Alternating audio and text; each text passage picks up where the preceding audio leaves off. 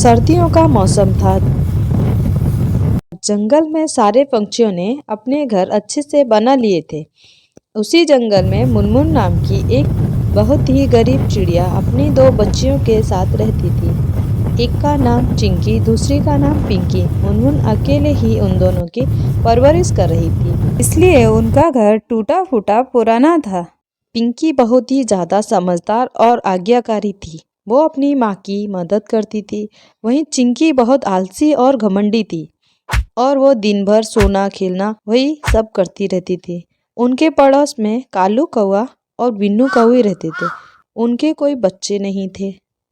एक दिन बिन्नू बोली, सुनिए, मैं क्या बोल रही हूँ। पड़ोस वाली मुनमुन की दो बेटियां हैं। वो उन्हें ठीक से नहीं रख सकती।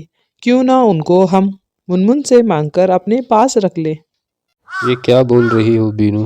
कोई माँ अपने बच्चे को दे देगी क्या? ये कोई वस्तु है जो हम इसे यहीं रख लेंगे?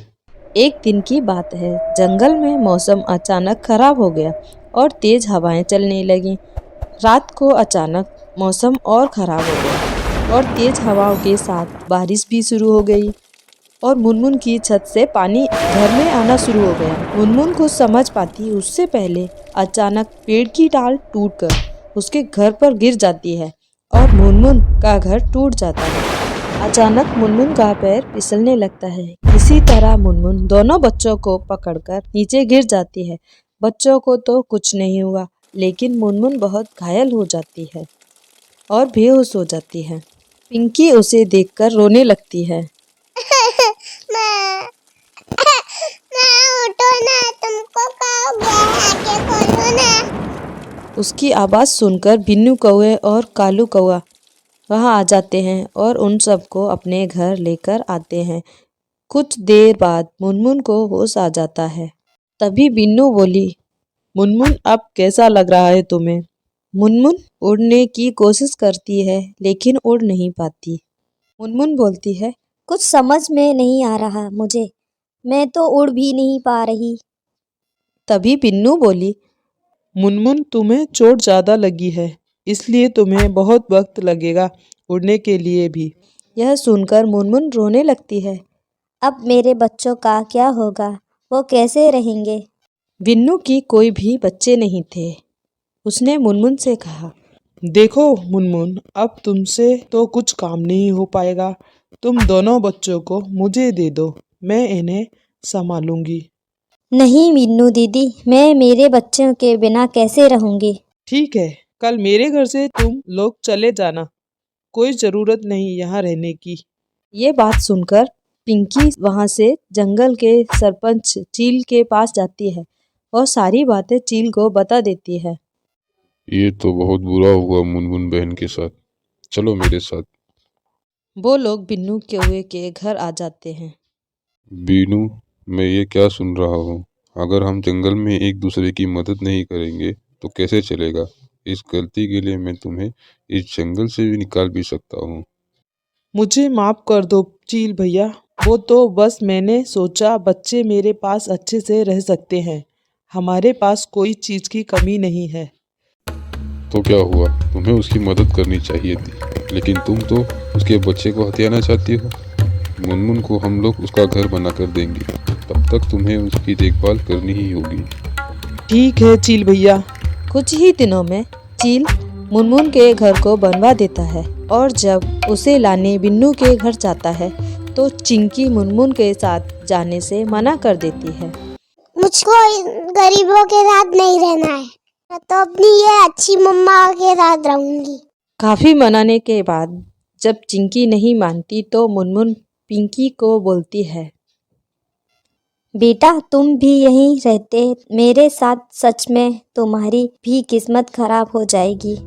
नहीं मैम, मैं आपके बिना नहीं रह सकती। चाहे कुछ भी हो जाए, मैं आपको नहीं छोड़ के जाऊंगी।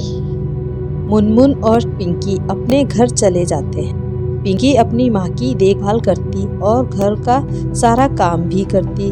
जंगल के पंछी भी उनकी मदद कर देते। यहाँ चिंकी तो ऐसो आराम की जिंदगी बिता रही थी। ऐसे ही वक्त बीतता गया। बच्चे अब बड़े हो गए थे।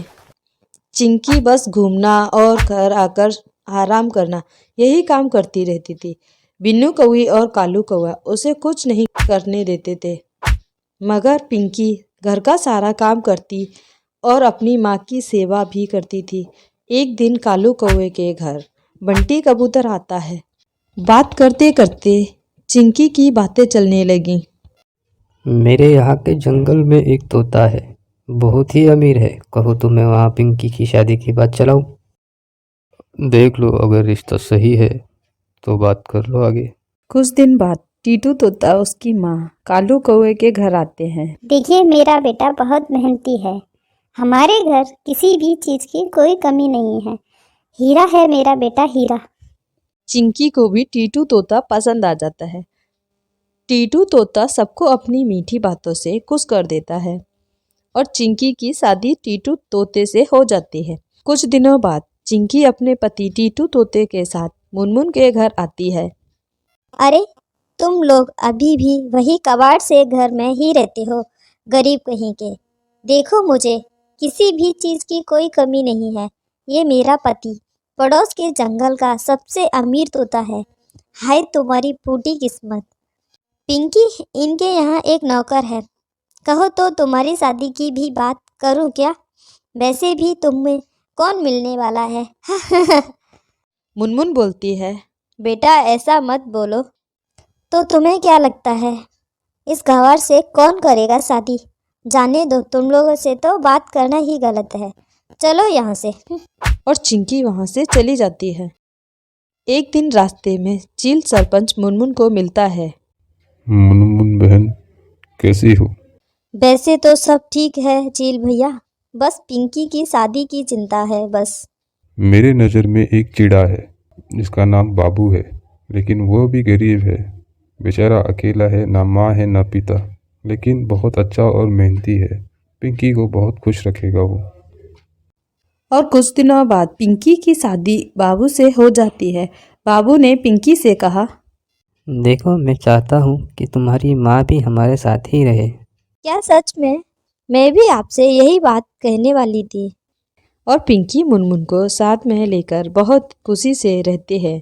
यहाँ चिंकी का पति टीटू तोता रोज रात को उठकर कहीं चला जाता था और सुबह घर पर आता था। एक दिन चिंकी ने उससे पूछा तो वो उस पर गुस्सा हो जाता है और कहता है, तुम अपने कान से मतलब रखो, मैं काम करने जाता हूँ, समझी? चिंकी पैसे की लालच में उसे कुछ ज़्यादा नहीं पूछती।